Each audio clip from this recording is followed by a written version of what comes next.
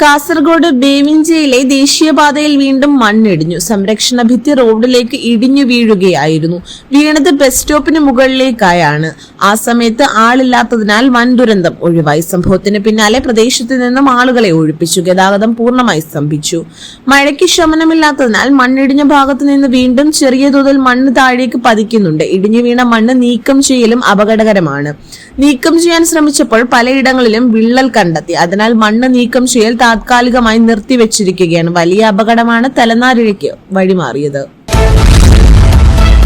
രാജ്യത്തെ ഏറ്റവും വലിയ ടെലികോം സേവനദാതാക്കളായ ജിയോയുടെ നെറ്റ്വർക്ക് കേരളത്തിൽ ഉൾപ്പെടെ പ്രവർത്തനരഹിതമായി. ജിയോ മൊബൈൽ, ജിയോ ഫൈബർ സേവനങ്ങളിൽ തടസ്സം നേരിടുന്നതായി നിരവധി ഉപഭോക്താക്കൾ പരാതിപ്പെട്ടു. ഇന്ന് ഉച്ച മുതലാണ് ജിയോ സേവനങ്ങൾ തകരാറിലായത്.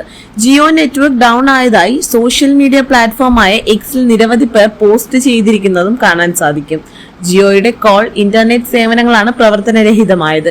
ജിയോയുടെ സോഷ്യൽ മീഡിയ പേജുകളിൽ നിരവധി പേരാണ് പരാതിയുമായി എത്തിയിരിക്കുന്നത്. അതേസമയം റിലയൻസ് ജിയോ കേരളത്തിൽ ശക്തമായ വളർച്ച തുടരുന്നു. ടെലികോം റെഗുലേറ്ററി അതോറിറ്റി ഓഫ് ഇന്ത്യയുടെ ഏറ്റവും പുതിയ കണക്കുകൾ പ്രകാരം 2025 ഏപ്രിലിൽ 76,000 പുതിയ മൊബൈൽ വരിക്കാരെ ചേർത്തുകൊണ്ട് പുതിയ വരിക്കാരുടെ എണ്ണത്തിൽ ജിയോ മുന്നിലെത്തി.